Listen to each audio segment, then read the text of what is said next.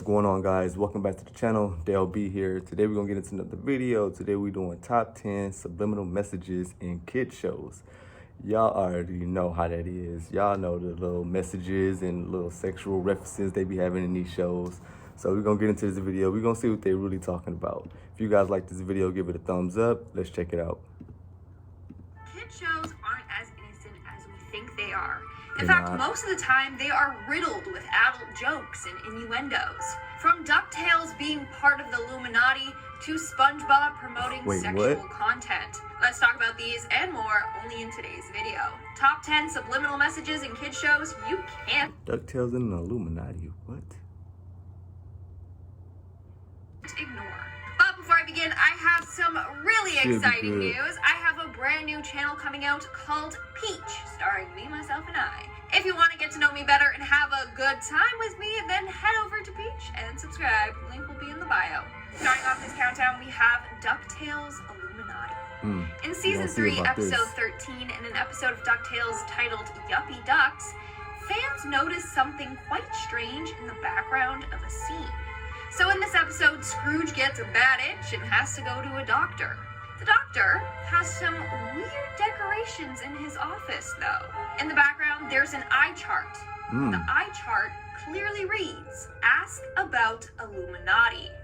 It's not that subtle at all. And why is it that the animators decided to throw in that little subliminal message? Are they trying to tell us something? In our 9th spot, we have SpongeBob's TV. And if you guys are liking this video so far and you want to see more content like this, then make sure to give it a big thumbs up. Not gonna lie, SpongeBob is filled with dirty jokes. As kids watching the show, it often went over our heads. But if you go back and re-watch the episodes, chances are you'll understand what the writers were truly trying to convey. Take the scene of SpongeBob featured in the episode, Your Shoes Untied.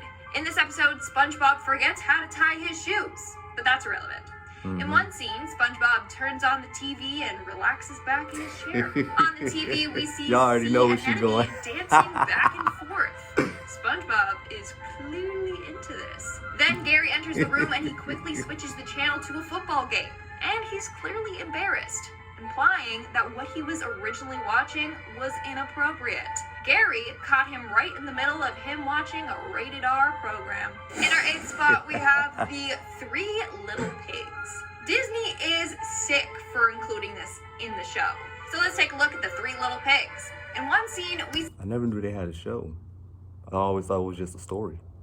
See the pigs singing and dancing in one of their homes. But beside them in the back is a framed picture of sausages. And we all know that sausages are made out of pigs. It's a father under it too. The frame is labeled as father.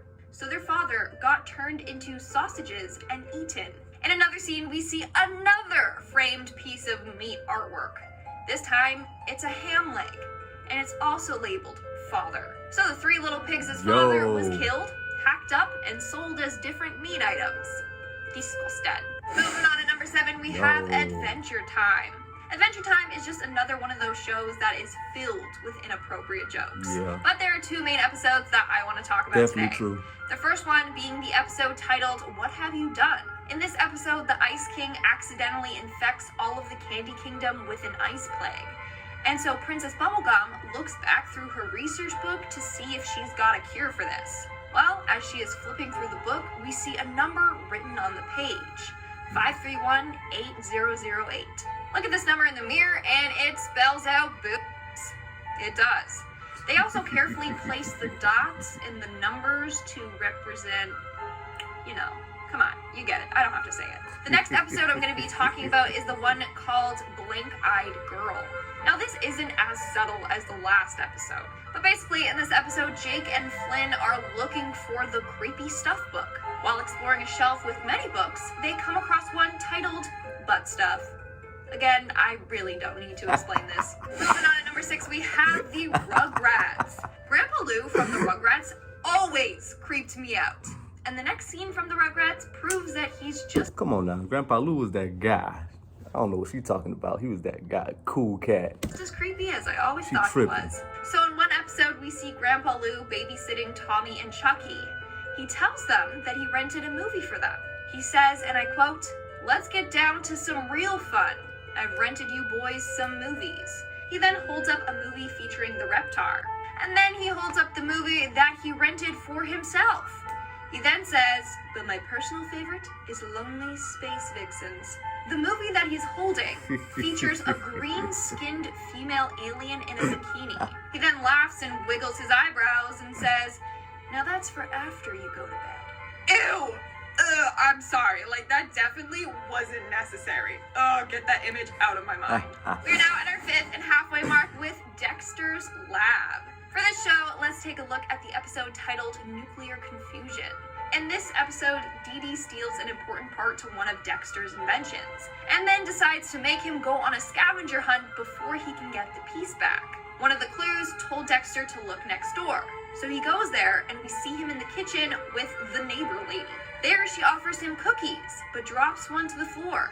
She then goes to retrieve it, and written across her bottom is Dad's trophy. Just take that in for a moment, okay?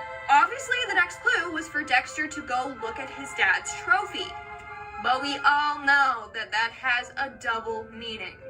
Also, how the heck did Dee Dee manage to write that across her bum without her even feeling it? I'm concerned. In our 4th spot, we have the Krusty Krab. That's a this good next one, though. fact, or whatever you want to call it, has ruined That one ain't that bad, SpongeBob though. for me. I can never look at the show again the same. So SpongeBob, as we all know, lives in an underwater town called Bikini Bottom. Let's see what He she's works talking about. at the Krusty Krab. The Krusty Krab in Bikini Bottom. Just think about it, okay? Not only that, but there's also the Chum Bucket. Bikini Bottom has a Krusty Krab and a Chum Bucket.